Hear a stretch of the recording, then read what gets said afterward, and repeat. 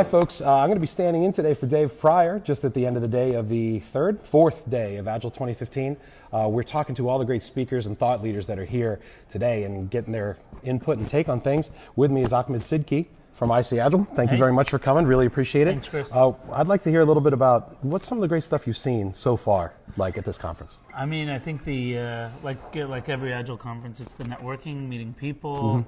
It's been awesome seeing all friends and peers, and I think the next wave also talking more about not just scaling Agile, but the business agility and going beyond IT to the rest of the organization and really focusing more on the human side of the transformations. That's been really sort of encouraging to hear again. That's great to hear.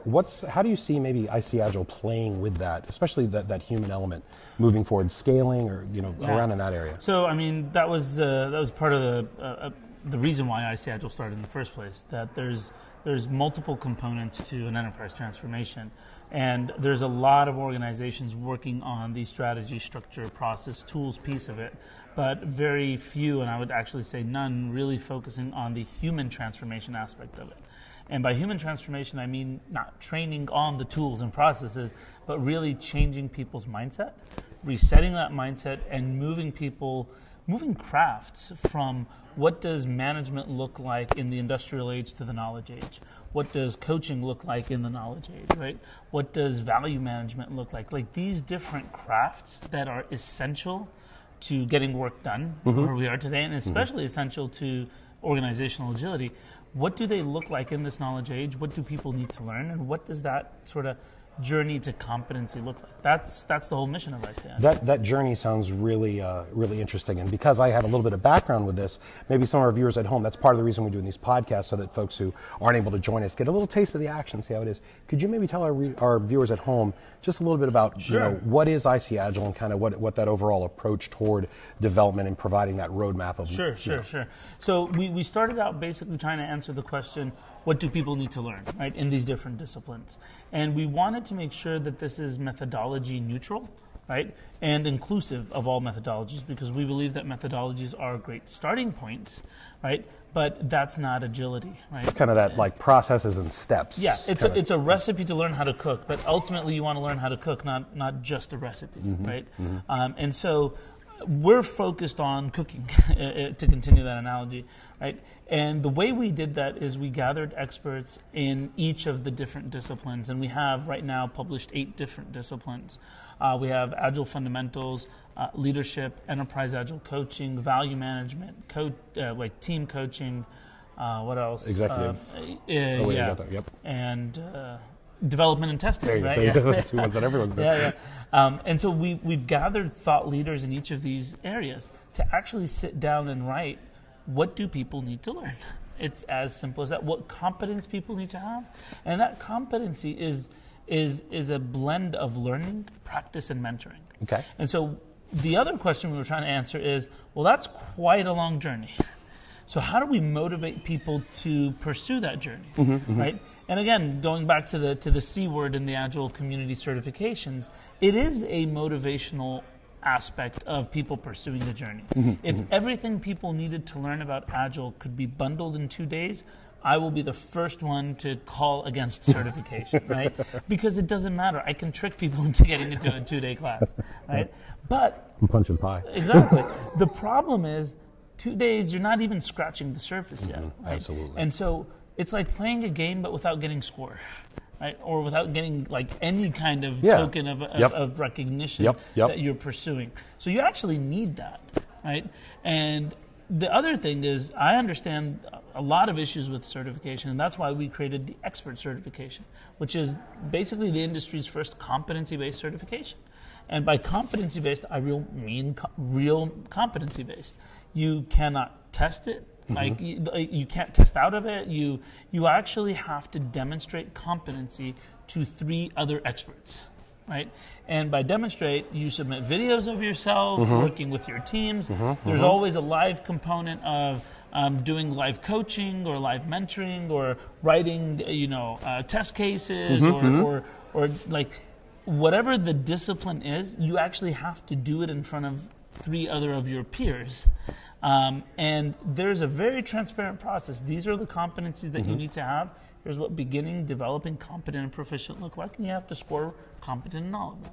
So we've created these meaningful certifications, and we've created sort of a path for people to pursue that journey. And I think that's the interesting part for me, that for the first time in our industry, we have a path. Like, before this, how do you know if you have a good coach? You want to be a coach. You don't know. Right? You want to be a coach. What do? You don't. Call people they've worked for. Exactly. That's the only right? But and our industry hasn't had a standard for what a good coach is. And we don't need a standard, but we need a baseline. We need a set of competencies for what a good coach is. Because if we don't have that, Chris, we're actually causing more harm than benefit to the industry.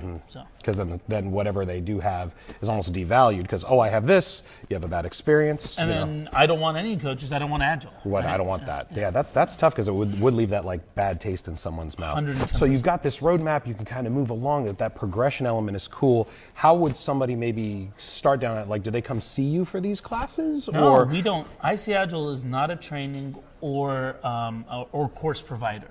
Right? Okay. Think of us as, we're a neutral body, right? And what we have is we've gathered experts from around the world to define learning objectives. And what we do is we accredit courses. So we're actually protecting ultimately the learner, right, and corporations.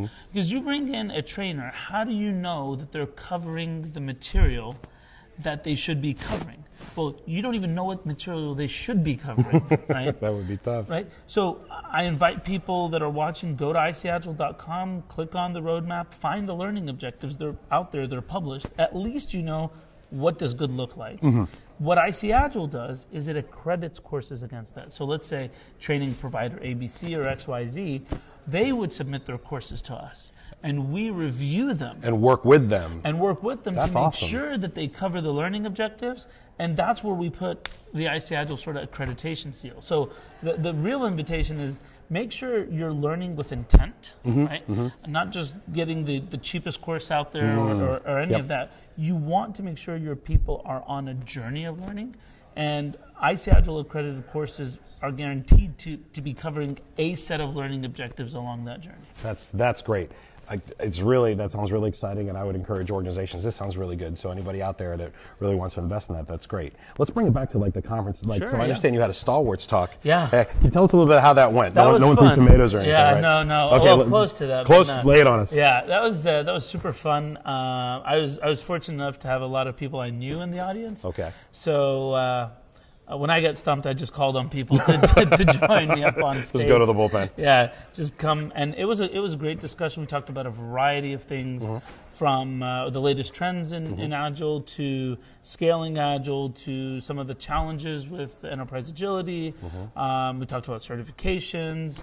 What else did we talk about? Yeah, that's a full talk right there. Yeah, we talked about a variety of different things: the human element, psychology aspects, leadership.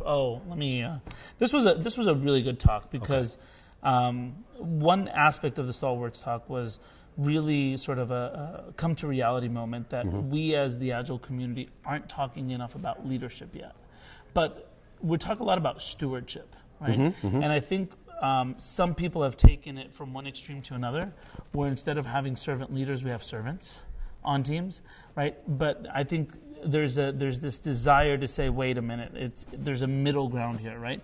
You don't have to be a leader in the sort of command and control sense, but leadership is about influence and inspiration, right? And that's potentially different than coaching. Coaching as a skill set is about helping people uncover and discover certain things about themselves. But the reality is Agile teams need leaders. And let's make a distinction between leadership and ownership, right? Because I think a lot of people have mixed those two together. And we're saying, listen, at the end of the day, the team owns the process. They own the delivery. They own quality, right? But that doesn't mean that we don't have a leader for delivery, quality, and process, right? We have leaders for that. Just like this country. We all own this country, yet we have a leader. They're not mutually exclusive. Got it. Yeah. That sounds like it would have been a great talk to be. It was a great discussion. Yeah, it was a great discussion. That's awesome. Well, hey, I really appreciate you coming by. Folks, definitely check the websites out, ICAgile.com, and it was an absolute pleasure, sir. Thanks, Chris. Thanks so much for your time. All right. Thank you. Let's wave at the camera. See you, everyone. Thanks.